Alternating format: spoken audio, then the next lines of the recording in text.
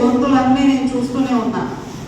ఒకప్పుడు మా చిన్నప్పుడు అనుకోండి, చిరంజీవి గారి టైంలో దాసరి నారాయణరావు గారు నా జాతి మీద జరుగుతున్న దాడి మీ ఎలక్షన్ ముందు ఇచ్చిన మాటే కదా, నిరూపించుకోకపోతే మీరు రుజువు చేసుకోలేకపోతే అంటూ గర్జించిన ఆ గొంతు మళ్ళీ ఇంకెప్పుడు నేను వింటానని కూడా నేను అనుకోనండి.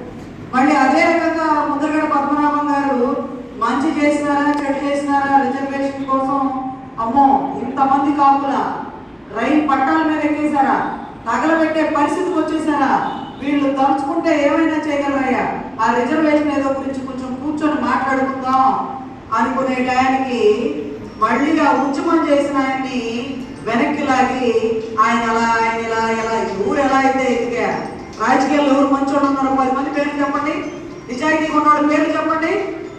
అరే ఎవరో ఒకరు ఏదో ఒకటి తాపత్రయపడుతుంటే పొలలైన రాళ్ళైన ఉపయోగం అందరికీ కదా. ఇప్పుడు బోండా గారిని చేయమని ఉద్యమం, లేకపోతే నిమ్మల రామానాయుడు గారిని చేయమని ఉద్యమం, లేకపోతే వైసీపీలో ఒక నాయకుడు చేయమని ఉద్యమం, లేకపోతే ఆమంచి స్వాములు చేయమని ఉద్యమం, ఎవరు చేసినా కులానికే కదా. అన్ని కులాల్లో అన్ని పార్టీల్లో కులాలు బాగుపడతాయి కదా. అరే స్వాములు వేస్తే జనసేన పేరు ఏమొచ్చింది పేరు జాయినింగ్ రోజు 100 లారీలు 100 ట్రక్కులు 100 కార్లు వేసుకుని వచ్చారు, తర్వాత రొయ్యలు చెరువు చేసుకుంటున్నారు. కన్నా రజని ఏం చేసింది? ఒకప్పుడు పార్టీలో రాష్ట్ర అధికార ప్రతినిధి వెళ్ళి కేసులు వేసుకుంటుంది, ఏం చేసింది? అరే ఏంటది, ఒక వ్యక్తిని తీసుకొచ్చి మీరు రాజకీయాల్లో దింపాక అతని బలమేంటో తెలిసాక అతన్ని బలహీనపరుస్తుంటే పక్క పార్టీ వాడు పక్క పొలం వాడు ముందు తలదించుకోవడమేగా. నాకైతే కాపులు ముఖ్యమంత్రి అనే ఆశ పోయి రంగా గారు బతుకుంటే అయి ఉండేవాళ్ళయ్యా, ఇక లేదు మాకు ఆశ. అలాంటి ఆశలు పెట్టుకునే ఉద్దేశం కూడా లేదు, ఎవరిని చెయ్యాలని కూడా మేము అనుకోము. ఎందుకంటే అవ్వాలనుకున్న వ్యక్తికి కూడా అయ్యే ఉద్దేశం లేదు. Public statement. ఇక ఇప్పుడు ఏం చేయాలా? కాపు రిజర్వేషన్ల గురించి మీరు మీటింగ్ పెడతారు. ఇవాళ రోజు ఇక్కడ మీటింగ్ ఉందంటే నేను 2-3 మీడియా వాళ్ళకి చెప్పా, సార్ మా కాపుల మీటింగ్ అంట. లేదమ్మా ప్రస్తుతం టైం రాలేదే. మీటింగ్ అంటే ఎలా ఉండాలా? ఒక 100 మందో 1000 మందో 2000 మందో అయ్యా వాళ్ళందరూ ఒకసారి గుమ్ము కొడుతున్నారయ్యా, ఏ నిర్ణయాలు తీసుకుంటారో, ప్రభుత్వాన్ని కలుపుతారో కుదుపుతారో అని ఒక భయం కలగాల. ఏదో 100 మంది కూర్చొని పిచ్చా పార్టీ మాట్లాడుకున్నట్టు ఇది ఒక మీటింగ్, ఇది ఒక మెసేజ్. ఇందాక చెప్పినట్టు ఒకరోజు అడిగినా ఏమన్నా రాలేదా అంటే, మొన్న నేను మీటింగ్ పెట్టినప్పుడు వాళ్ళు వచ్చినారమ్మా. ఎవరాళ్ళు గుంటూరులో కుక్కని కొట్టినట్టు కొడితే 15 మంది కంపౌండ్లో కాంపౌండ్ కొడితే ఆ పార్టీ అధ్యక్షుడు రాలా, ఆ ఏరియా వాళ్ళు రాలా. ఆ జనసేన పార్టీ వాళ్ళకి చెప్పా, అయ్యా మాకు వస్తారు, కనీసం వాడి మీద ఎఫ్ఐఆర్ కట్టించకయ్యా, 15 మంది ఒకరిని కలిసి కొడితే అటెంప్ట్ మర్డర్ సెక్షన్ అయింది, మనం అది ఎలాగో ఏడవలేము, కూటమి ధర్మాన్ని మనం కాచి కాపాడాలి కదా, మన బతుకులు గేట్ కాడ వాచ్మెన్ కదా, కనీసం వాళ్ళ పేరు ఎఫ్ఐఆర్లో రాయండి అయ్యా అంటే జరుగుతుందండి అని.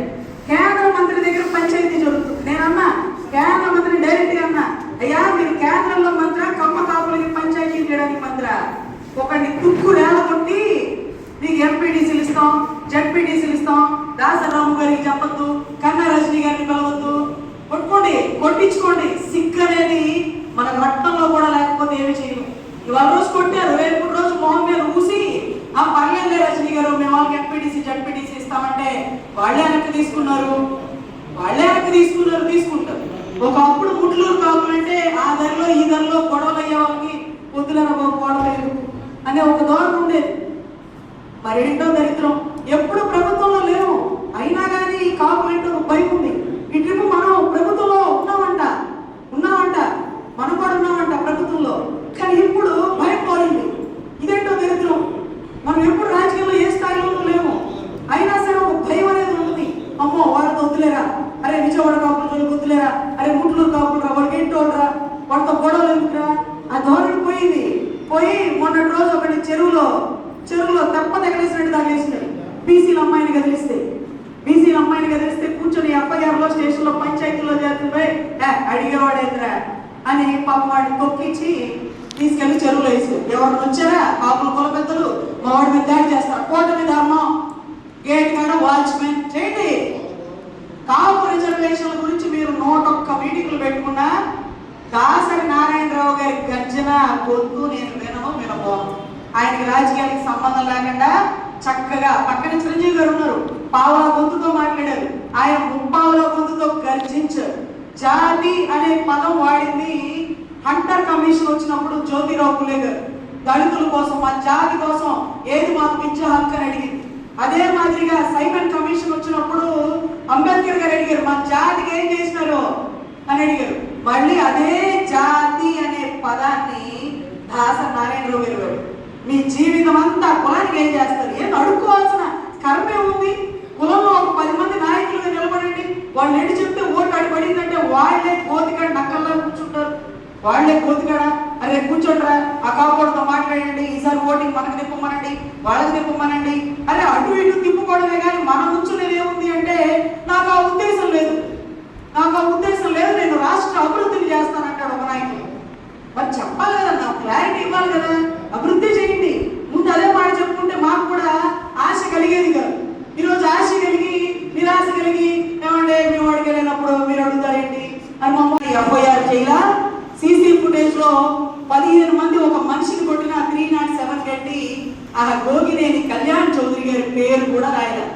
అంత దౌర్భాగ్య పరిస్థితిలో ఉంటే రేపు పూస్తారు, మీ మొహాన పూస్తారు, మీకు ఎంపీటీసీ ఇస్తారా, ఎలా చూసుకోండి సిగ్గు లేకుండా.